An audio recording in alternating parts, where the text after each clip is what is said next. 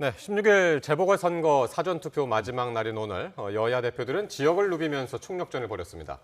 작은 선거지만 선거 결과에 따라서 전국 향방이 바뀔 수도 있다는 그런 전망도 나오는데요.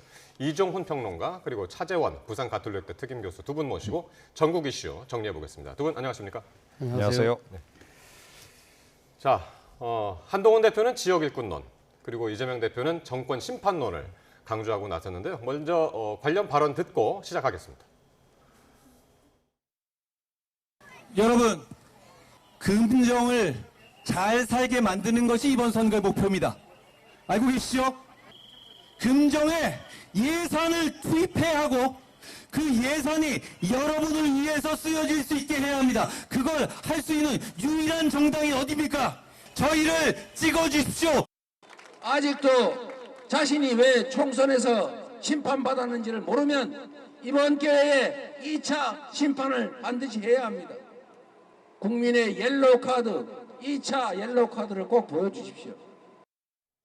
예, 요 화면만 보면 이게 뭐 총선인지 대선인지 모를 정도로 상당히 커졌습니다. 재보선 사전투표 둘째 날이었는데요.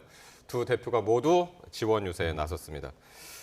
본격적인 이야기 하기 전에 사전투표율이 오늘 투표율이 나왔는데 전체적으로 높지 않은 채 마무리가 됐습니다. 좀 지역별로 차이가 좀 있었군요. 예, 그렇습니다. 네. 그러니까 8%대가 이제 전체적으로 나왔어요. 네. 그런데 이번에 이렇게 전체적으로 사전 투표율을 낮추게 된 요인이 서울시 교육감 선거 같은 경우에 지금 아하. 8% 초반대가 나온 데다가 8.28%였죠. 네, 서울시 교육감 선거. 그렇습니다. 예. 그런데다가 서울시는 광역이잖아요. 예. 유권자 수가 굉장히 많고 다른 지역은 지금 이제 기초다 보니까 유권자 수가 적은 거죠. 그래서 다른 이제 네 개 기초자치단체장 선거 관련해서는 사실은 투표율이 그렇게까지 낮지는 않습니다.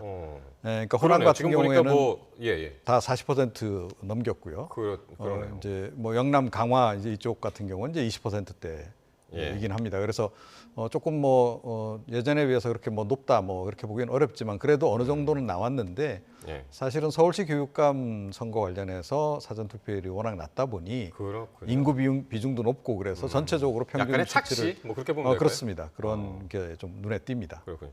오늘 그리고 한 가지 이제 유념할 것이 서울시 교육감 후보가 4명에서 3명으로 줄었습니다. 최보선 후보가 이제 사퇴를 했고요. 그래서 최보선 후보한테는 표를 던져도 이제 그게 이제 무효표가 되니까요. 그걸 유념하시길 바라겠고요. 서울시 유권자 여러분들은. 예. 어떻게 보셨나요, 교수님은? 예, 먼저. 지금 아까 서울시 교육감 말씀하셨습니다만 서울시 교육감 선거는 정당 공천의 선거가 아니잖아요. 그렇기 때문에 네. 정당 조직이 가동되지 않은 상황이기 때문에 아무래도 지금 정당 공천이 적용되는 기초단체장 선거하고는 비교하기가 좀 힘든 측면이 네. 분명히 있는 것이죠. 예. 그런 측면도 있고요. 또 한편으로는 사실 지난해 10월달이었죠. 서울 강서구청장 보궐선거가 예. 워낙 뜨겁게 진행되던 측면이 분명히 있었잖아요. 그랬었죠. 거기에 비교하면 지금 이번에 나머지 기초단체에서 벌어진 그러니까 이 재보선 투표율이 낮은 것처럼 보이지만 사실은 통상적인 재보궐선거에 비해서는 제가 생각해도 조금 높지 않을까 하는 생각이 듭니다. 특히 지금 전라남도 두 곳에서 열리는 곡성과 영광에서 열리는 것 같은 경우는 상당히 지금 투표율이 40%가 넘기 때문에 뜨거운 투표율을 보여주고 있는 것이고요. 예. 이 지금 부산 검정 같은 경우도 지금 20%대가 넘었기 때문에 예. 제가 생각했을 때는 기존의 이 보선 그러니까 재보선 그러니까 사전 투표율보다는 높다. 그만큼 지금 양당이 지금 치열하게 부산 검정 같은 경우 맞붙고 있기 때문에 네. 아무래도 유권자들의 시선과 관심을 끄는데 일조를 한 것이 아닐까 하는 생각이 듭니다. 알겠습니다. 그러면은 지금 말씀하신 가장 뜨거운 현장들 한번 가볼 텐데 일단 부산 금정 오늘 두 대표들이 다 갔습니다. 한동훈 대표는 금정의 일꾼을 뽑는 선거다. 지역 일꾼론을 강조를 했고요. 이재명 대표는 일찌감치 이제 정권 심판론을 꺼내들었는데 이 양당의 전략 어떻게 보십니까? 예, 이제 이재명 대표 같은 경우에는 기본적으로 이제 이번 재보궐 선거도 윤석열 대 이재명 구도로 지금 끌고 가는 겁니다.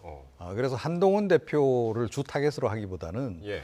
이제 2차 심판론 얘기를 하잖아요. 예. 지난번 총선 1차 심판이고 이제 2차 심판이다. 이건 뭐냐면 최근에 이제 김건희 여사 관련한 여러 가지 의혹도 불거지고 있고 하기 때문에 윤석열 대통령을 겨냥을 이제 하는 거고요. 예. 사실은 한동훈 대표 같은 경우에는 지금 여기에 맞서서 본인 개인적인 생각은 한동훈 대 이재명 구도로 만들고 싶을 거예요.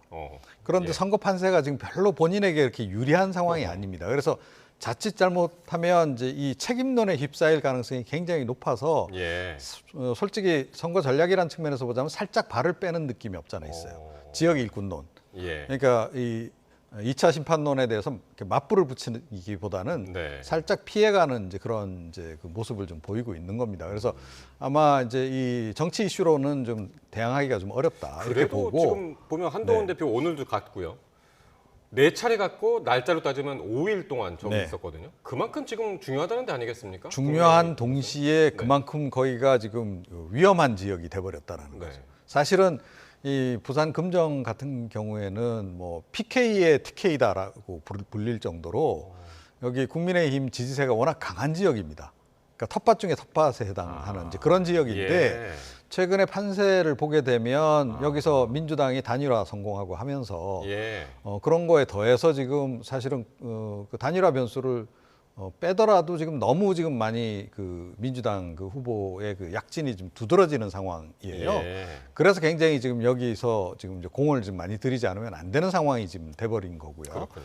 이게 여러 가지 요인이 있을 수도 있습니다만 조금 전에 이제 이번에 그 사전 투표 투표율 얘기도 나왔는데요. 그러니까 지금 이제 이 국민의힘의 텃밭인 곳에서는 상대적으로 지금 사전 투표율도 낮게 나오고 있어요. 네. 그게 왜 그럴까를 생각해 보면 예. 지금 국민의힘 지지층들이 사실은 투표장에 나오기를 조금 좀 기피하고 있는 게 아닌가. 어허. 왜 그럴까요? 그게 이제 김 여사 관련한 여러 가지 의혹들. 예. 그것이 이제 핵심 보수 지지층들마저도 조금 이제 불만을 갖게 하면서 이분들이 지금 투표장에 이번에 많이 안 나올 가능성이 높다라고 지금 전문가들이 대체로 보고 있거든요. 예. 그런 거하고 좀 연관이 있는 알겠습니다. 것 같습니다. 예. PK의 TK 지역, 특히 이제 그러니까 이제 보수세가 강한 지역인데도 불구하고 지금 굉장히 이제 위험 신호로 받아들이고 있다. 국민의힘에서는 그렇게 네. 이제 보셨고요. 예, 교수님 어떻게 보시나요? 예, 뭐 저도 뭐 같은 생각입니다. 한동훈 대표 입장에서는 사실 이번 재보선에서 그러니까 지금 그 국민의힘이 강세 지역인 강화와 부산 금정에서 이긴다고 하더라도 이겨야 본전 인셈이거든요. 그렇기 네. 때문에 사실 이 지금 재보선하고 좀 일정한 거리를 두려고 했던 것이죠. 그것은 아마 지난해 10월 달에 있었던 그 서울 강서구청장에 그러니까 대통령실과 그러니까 여당이 올인을 했다가 예. 완전히 뭐 정치적으로 상당히 그 곤혹에 그러니까요. 직면하는 그런 상황이 됐었잖아요. 그래서 당 지도 체제가 바뀌는 그러한 상황까지 그러니까요. 갔기 때문에 예. 이번 이 공천 같은 거 아예 중앙당에서 거리를 소위 말해 정치적 거리를 두기를 한 거죠. 각 그 지금 시도당에다가 지금 그러니까 이 공천을 일임을 하면서 일종의 거리를 둔 셈인데요. 그리고 근데 또 선거일이 한편으로 다가올수록 그런 분위기가 좀 바뀌었어요. 물론 그렇죠. 물론 그런데 그러니까 지금도 그러니까 이 여전히 그러니까 지금 초반에 시작했던 것은 일종의 지역 선거다. 그렇기 때문에 한동훈 대표가 가서 지금 내세우고 있는 여러 가지 정치적인 메시지들도 지역 일꾼을 뽑자는 데 초점을 맞추고 있는 것이거든요. 네. 오늘 뭐 물론 민주당에 대한 공세도 하긴 했습니다만 민주당의 김영배 의원의 실언에 초점을 맞추는 것이지 일종의 뭐랄까요. 전국 판세에 맞춰 가지고 정쟁 구도를 갖고 가려는 그러한 것보다는 일단 지역에 최적화된 일꾼을 뽑자는 그러한 메시지에 지금 일단은 초점을 맞추고 있는 것 같고요. 반면에 민주당 같은 경우는 앞서 말씀하셨지만 사실은 이 검정은 2018년 지방선거에서 당시 민주당이 한번 구청장을 한 것 빼고는 줄곧 다 이 국민의힘 계열이 계속적으로 다 이겨왔던 아주 보수의 안방과 같은 곳이거든요. 그렇기 예. 때문에 여기서 만약에 이긴다고 한다면 그러면 지금 전국을 지금 뒤덮고 있는 김건희 여사와 관련된 여러 가지 그러니까 민심 위반이 증명된 것이다. 그렇다고 한다면 이걸 기반으로 해서 이 소위 말해서 정권을 끝장내는 국감위에서 정권을 끝장내는 보궐선거까지 갈 수 있다. 그런 생각을 아마 지금 머릿속에 그리고 있는 것 같습니다. 예, 그만큼 이제 굉장히 중요한 선거다. 그러니까 지금 이제 진행이 되고 있는데 한동훈 대표가 지금 아까도 말씀하셨으면 김 여사 관련해서 발언 수위를 계속 높이고 있단 말이에요. 그런 와중에 만약에 진짜 뺏기면 타격이 상당히 크다라고 아까 말씀하셨는데 부산 금정 그 정도로 중요합니까? 그렇죠. 그러니까 조금 전에 말씀드렸듯이 여기는 내주면 안 되는 지역입니다. 네. 한마디로. 그런데 내주었다라고 이제 할 경우에는 한동훈 그리고 대표 입장에서는 어떻게 될까요? 한동훈 대표 입지가 좀 당내에서 변화가 있을까요? 당내에서 변화가 있을 수도 있죠.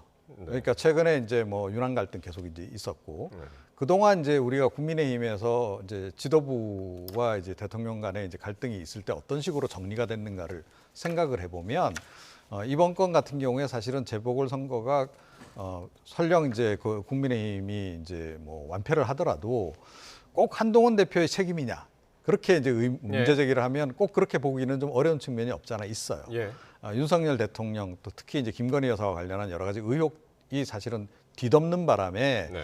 그것에 의해서 의문의 일패를 당한 이제 그런 한동훈 대표로서는 그런 측면이 분명히 존재하는데 지난 총선 평가도 약간 비슷했죠. 그렇죠. 그런데 이게 이제 두 차례면 얘기가 달라진다는 거죠. 아하. 지난 총선도 그렇게 예. 했는데 이번에도 그렇다라고 한다면 한 가지는 분명한 거죠. 그건 뭐냐면 그때도 김건희 여사 여러 가지 이제 의혹 관련한 리스크가 있었고 네. 이번에도 동일한 그런 리스크가 있는 상황인데 네. 한동훈 대표는 한마디로 개인기 발휘를 못한 게 확인이 되는 거잖아요. 그것도 두 번에 걸쳐서. 자, 그렇게 되면 이제 친윤계 쪽에서 가만히 네, 있겠습니까? 알겠습니다. 들고 일어나서 공격할 가능성이 굉장히 높다. 이렇게 예. 봐야 되겠죠. 그리고 이재명 대표 입장에서는 지금 이제 11월 선거를 앞두고 있고 지금 국민의힘이 부산 금정에 사활을 걸고 있다면은 민주당은 지금 거의 영광에 사활 걸고 있지 않습니까? 그렇죠. 거기가 예. 지금 3파전이 됐습니다. 3파전이 됐습니다. 예. 지금 사실 그러니까 이 조국 혁신당이 상당히 약진한 모습이었기 때문에 네. 그 때문에 사실 민주당이 상당히 긴장을 했습니다만 최근 지금 돌아가는 그 판세를 본다고 하면 진보당 후보도 지금 만만치 않다. 그래서 일종의 3파전을 형성하고 있는 상황이거든요. 그렇기 예. 때문에 지금 뭐 이 전남 영광 같은 경우는 민주당의 안방이라는 곳일 수도 있기 때문에 예. 이재명 대표 입장에서 검정의 승리도 상당히 따내는 거 중요하지만 이 영광과 곡성을 방어해내는 것이 상당히 더 중요한 네. 그런 상황이 되는 것이죠. 그리고 네. 만약에 민주당이 이 선거에서 질 경우, 그러면 이제 경우시로 따질 수가 있는데요. 만약에 조국 혁신당 후보가 만약에 당선될 경우에는 네. 아마 정치적 타격이 좀 더 크지 않을까. 왜냐하면 조국 혁신당의 조국 당대표가 지금 한 달 살이를 통해서 거의 올인하다시피 하고 있는 것이거든요. 그런데 문제는 일종의 뭐랄까요. 지금 이 영광의 선거가 이재명 대 조국과의 대결처럼 비치고 있는 측면이 분명히 있기 때문에 네. 만약에 여기서 조국 혁신당이 승리할 경우에는 호남의 전략적 선택이 향후 차기 대권 구도에서 조국 쪽으로 기울 수 있다. 뭐 그런 식의 해석이 가능할 수 있기 때문에 예. 상당히 긴장할 수밖에 없는 것이고요. 또 하나의 시나리오는 그러니까 진보당이 이길 경우에는 예. 일종의 뭐랄까 민주당 계열의 분열 때문에 어부지를 준 거 아니냐. 이렇게 된다고 한다면 조국 혁신당 대표와 이재명 대표가 공이 지금 정치적인 공경에 그러니까 좀 놓일 수 있는 그러한 애매모호한 상황으로 지금 흘러가고 있는 것 같습니다. 그러니까요. 거기는 뭐 지금 미국 대선하고 비슷한 것 같아요. 예. 알 수가 없습니다. 영광. 예. 근데 한동훈 대표 오늘도 이제 계속 발언 수위를 올렸는데 보니까 오늘은 김건희 여사에 대한 우려와 걱정을 불식시키기 위해서 대통령실의 인적 쇄신이 필요하다라는 이야기를 부산에서 네. 했습니다.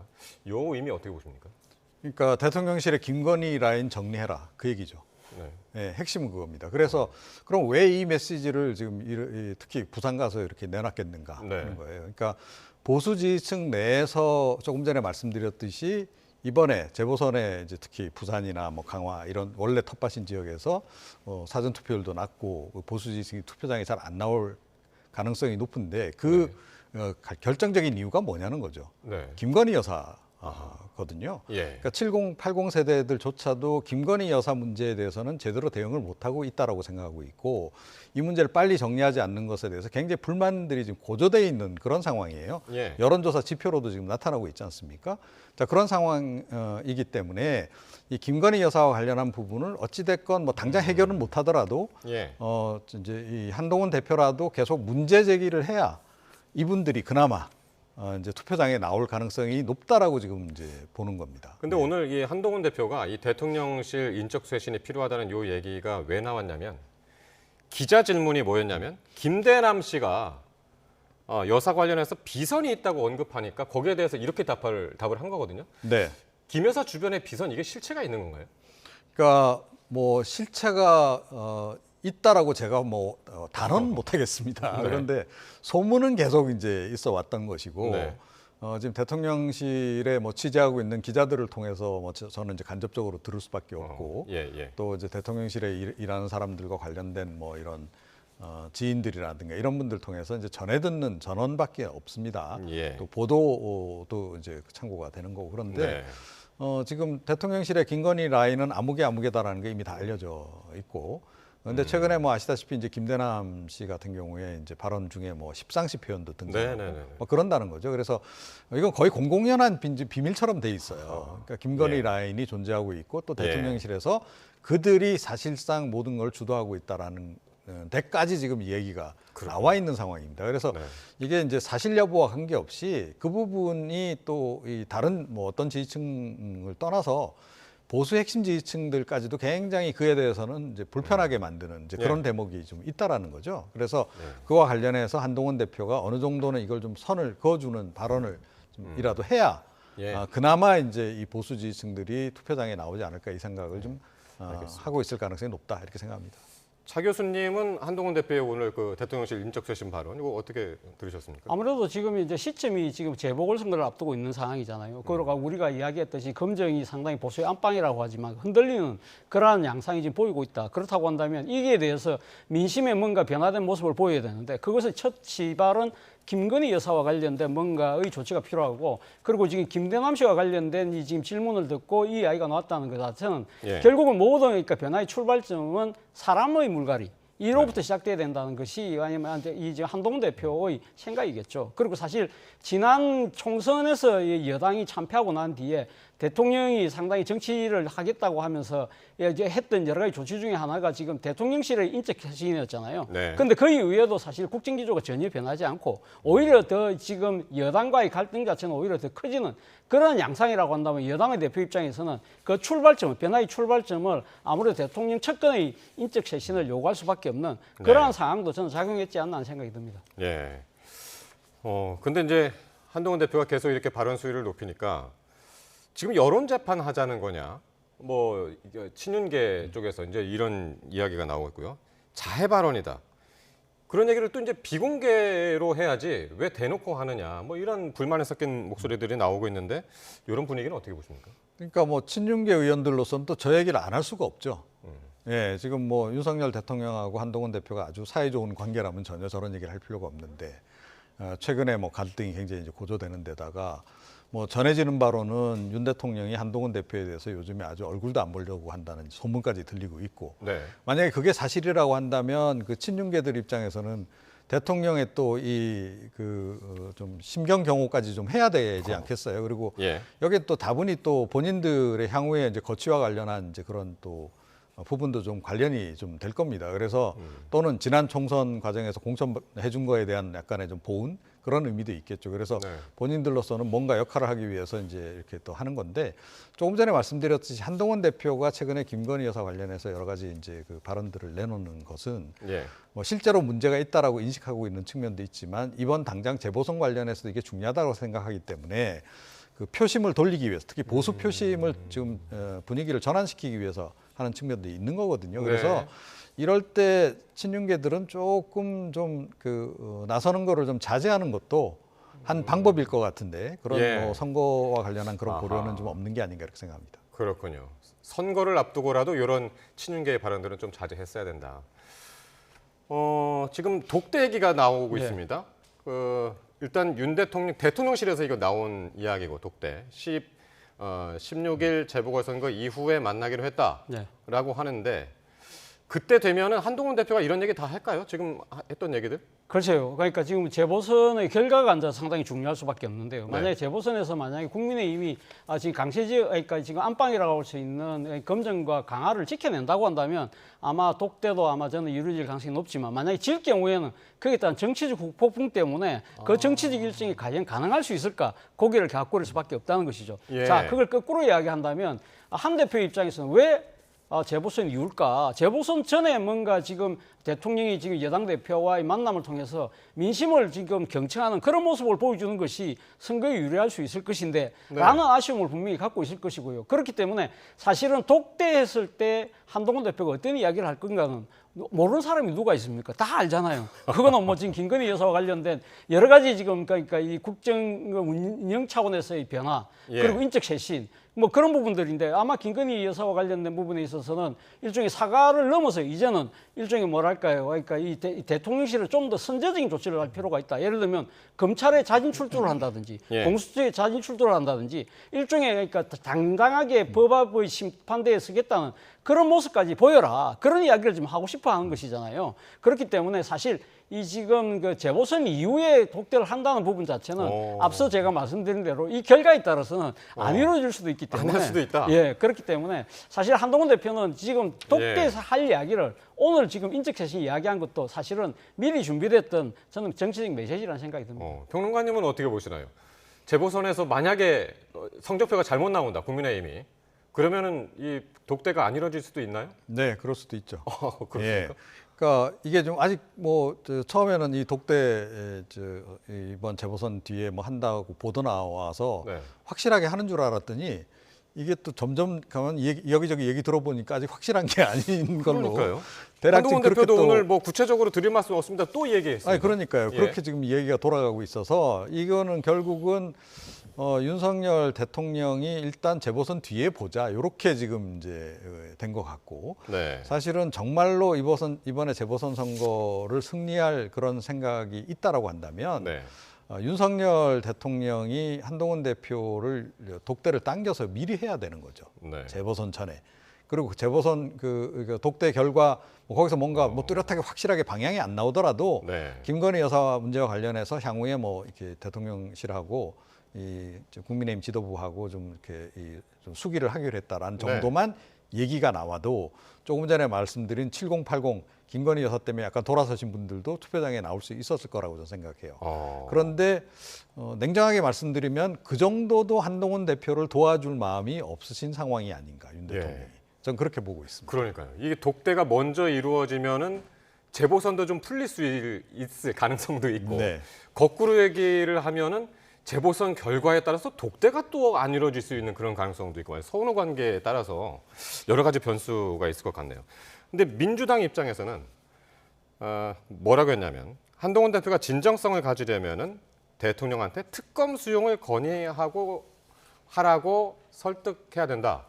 이렇게 이야기를 했는데 이럴 가능성도 있을까요? 저는 만약 한동훈 대표가 만약 독대가 이루어진다고 한다면 그 메시지도 저는 전달할 가능성이 저는 높다고 봐요. 왜냐하면 사실 지금 그러니까 이 특검법이라는 것 중에서 하나가 최상병 특검법이면 최상병 특검법은 자신이 지난번 전당대회 때 공약이었잖아요. 그러니까 자기가 지금 그러니까 이 지금 억울하게 순직한 해병의 억울한 부분을 우리가 여당에 나서서 앞장서서 규명하겠다는 부분을 분명히 이야기했던 것이고 제가 생각했을 때 김건희 여사와 관련된 부분은 이제는 사과의 수준을 넘어섰다고 아마 판단할 가능성이 높다는 것이죠. 그리고 사실은 어떻게 보면 지금 아마 지금 여권 내의 기류도 그러니까 여당 내의 상당히 친한계뿐만 아니라 지금 그러니까 이 비윤계 의원들 적지 않은 수는 지금 김건희 여사의 문제를 털고 가지 않고서는 우리가 이 정권 자체가 공멸할 수 있다는 위기를 분명히 느끼고 있는 것이거든요. 그렇다고 한다면 아마 다음번에 지금 민주당이 단독으로 다시 또 김건희 여사와 관련된 특검법을 만들어서 다시 또 이렇게 이 재결국 국면까지 갔을 경우에는 이게 대해서 과연 방어할 수 있을까라는 회의감을 갖고 있는 의원들이 점점 늘고 있다. 그렇다고 한다면 이 기류를 알고 있는 한 대표 입장에서는 당내 기류가 이렇다. 그렇다고 한다면 이 지금 선제적으로 우리가 그럼 김건희 여사와 관련된 특검을 받자. 그래서 소위 말해서 민주당 단독으로 만드는 입법 과정에서 여러 가지 위헌적이고 독소적인 조항은 빼더라도 합리적인 부분에 있어서는 우리가 받아들여서 이런 부분들은 우리가 선제적으로 털고 나가자. 그런 이야기를 저는 아마 하려고 생각을 하고 있을 것 같고 만약에 그런 이야기를 하지 못한다면 독대를 할 이유가 없죠. 특검은 특검이고요. 최근에 검찰 조사와 관련해서도 얘기를 했었잖아요. 도이치모터스 주가 조작 사건과 관련해가지고 검찰이 국민이 납득할 만한 결과를 내야 한다. 이런 얘기를 해서 검찰 수사에게도 할 수 있을 것 같고요. 네. 어떻게 보시나요? 그러니까 이제 최근에 뭐 도이치모터스 같은 경우에 이제 새로운 의혹들이 계속 불거지고 있고 또 재판 결과들이 이제 관련해서 공범들이 다 처벌받고 이런 과정으로 이제 흘러가면서 이제 김 여사를 그냥 그대로 그럼 이거 기소도 안 하고 넘어가는 게 맞느냐 이제 이 문제가 제기되면서 다시 이제 발화가 되고 있는 그런 이제 이슈인 거고 그 이외에 나머지 뭐 이 공천 개입 의혹이라든가 뭐 기타 등등 이런 것은 지금 추가로 지금 계속 지금 또 제기되고 있는 그런 의혹들의 상황인 거죠. 그래서 지난번에 이 부분은 그 한동훈 대표가 이미 그 예고를 전 했다라고 생각합니다. 그러니까 지난번 이번에 이제 그 대통령 거부권 행사에서 김건희 특검법 다시 돌아왔을 때 거의 이제 그 본회의 그 직전에 했던 말이 이번에는 이번법은 이제 부결시킨다라고 얘기를 했어요. 그러니까 네. 이번까지만 봐주겠다. 저는 그렇게 의미로 좀 보고 있고요. 그렇게 보셨군요. 오히려 그러니까 지금 한동훈 대표가 더 적극적으로 예. 그러니까 차라리 매를 그냥 자진해서 맞는 편이 나을 수도 있는 거거든요. 네. 최근에 그런 얘기가 국민의힘 내에서도 많이 나오기 때문에 예. 그러니까 좀 오히려 적극적으로 선제적으로 이 김건희 특검법을 국민의힘 쪽에서 내는 방안 그것도 고민 중일 것이라고 생각이 들고 독대하면 그 얘기도 분명히 하지 않을까 이렇게 생각합니다. 그러네요. 재표결 이후에 또 한 번 또 친한계끼리 모여서 또 새과시를 또 한 번 그랬죠. 했었고요. 예. 자, 이런 와중에 지금 여권을 뒤흔들고 있는 명태균 비선 의혹, 요 얘기를 잠깐 또 해볼 텐데요. 명태균 씨와 관련해서 김 여사 공천 개입 의혹도 있고요. 미공개 여론조사 의혹도 지금 받고 있는데 참 여러 가지 이야기들, 여러 인물들이 지금 이제 다 등장을 하고 있습니다. 그 여권 내에서. 네. 어떻게 보시나요? 명태균 씨 관련된 문제 중에서 지금 가장 크게 문제가 될 소지가 있는 것, 뭐라고 보시나요? 제가 생각했을 때 그렇습니다. 여론조사와 관련돼서 이 당시 그러니까 이 지난 대선 과정에서 네. 윤석열 대통령을 위한 여론조사를 상당히 며칠 동안 지속적으로 했다는 거 아닙니까? 명태균 씨가. 그래서 그 비용이 3억이 넘는데 지금 그 비용 청구서를 갖고 윤 대통령 측에 갔다 왔는데 돈은 못 받고 왔고 돌아오고 나서 결과적으로 어떤 일이 벌어졌냐면 명태균 씨가 지원하는 김영선 전 의원이 창원에 있는 보궐선거에 공천받았다. 예. 그래서 이것이 일종의 뭐랄까 여론조사 비용과 이 지금 공천을 맞바꾼 거 아니냐는 그런 의혹이 있거든요. 이거는 사실 진짜 심각한 의혹일 수 있는 것이죠. 당장 뭐 공직선거법이나 정당법 위반이고 공직선거법 같은 경우는 뭐 공소시효가 지났기 때문에 문제가 없다고 이야기할 수 있지는 몰라도 네. 사실 국민의 눈높이 법 감정에서 보면 이게 심각한 상황이거든요. 이거야말로 소위 말하는 매간매직이잖아요. 네. 그런 측면에서 본다고 한다면 아마 이 부분에 대해서 지금 상당히 민주당도 이 부분의 진실을 규명하기 위해서 아마 강하게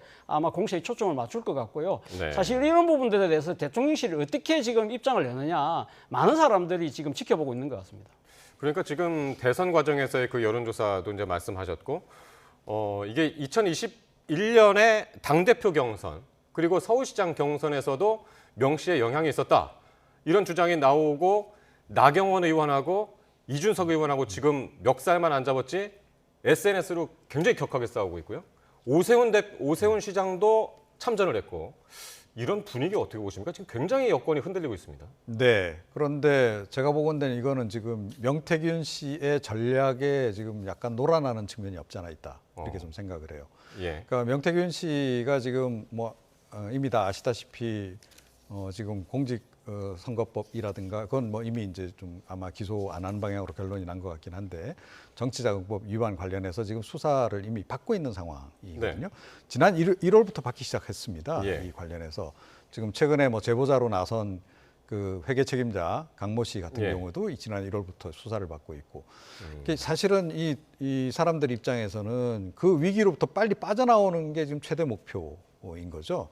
자, 그걸 위해서 지금 사실은 언론 플레이를 굉장히 지금 맹렬하게 명태균 씨가 벌이고 있다라고 저는 생각을 해요. 네. 그러니까 여기저기 다 쑤시고 자기가 뭐 관련이 돼 있는 것처럼 이렇게 얘기를 지금 하고 있는데 예. 그러면서도 보면 가장 결정적으로 자기가 걸려들 수 있는 것, 자기가 추가로 좀 형을 더 받을 수 있는 예. 그런 불법의 소지가 있는 부분에 대해서는 자꾸 최근 들어서는 일종의 마사지를 하고 있어요. 예를 들어서 조금 전에 말씀하신 지난 대선 과정에서 그건 강모 씨가 이제 증언하지 않았습니까? 뭐 여론조사를 했고 뭐 그 비용만 해도 3억 6천인데 받으러 간다 그러더니 못 받아왔고 만약 네. 이게 사실이면 예. 이거는 윤석열 대통령도 피해가기 어려운 그런 이슈인데 이와 관련해서 뭐라고 얘기하냐면 강 씨하고 그렇게 이야기한 건 맞는데 실제로 그렇게 자기가 여론조사한 그 보고하고 이런 거 안 했다라고 또 이야기를 최근 들어서 하고 있단 말이에요. 네. 그리고 지금 가장 또 결정적인 게 이제 지난 이제 총선 과정에서 공천 개입했느냐 이 네. 여부 아닙니까?